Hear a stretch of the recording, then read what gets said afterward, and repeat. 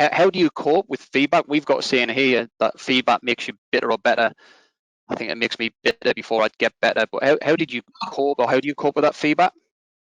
Simon, I'm so glad you said that, mate, because I got some feedback yesterday, and it's we do our 360s, and I got some feedback yesterday, and it's like I talked to this guy Tim Ford, who gives us the feedback, and he said, I know how you're going to react to this, because 95% of what I'm saying to you is overwhelmingly positive. But there's a few little things, mate, that you can keep working on. And Tim Ford spends his whole life guiding and mentoring CEOs, right? So he goes, but they all concentrate on that 5%, not the 95% of great stuff people are saying. So I understand it, but I'm so glad you say that. That's great. That is like, that is liberating for me to hear, and I'm sure everyone on this call understands that. But the other thing I've learned about leadership, mate, is that you can't ask for feedback and ask for honest conversations and not be prepared to take it.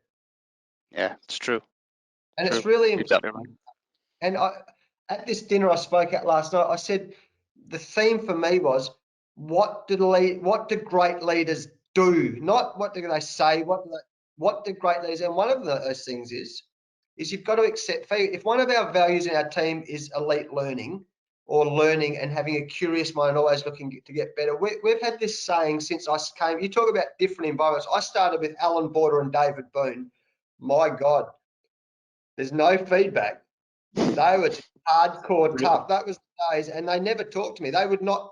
The young kid coming in, there's no, we'll bring them all in and we'll let the young players. No, you sat in the corner and they just told you, and you did not, mate. There's no feedback then.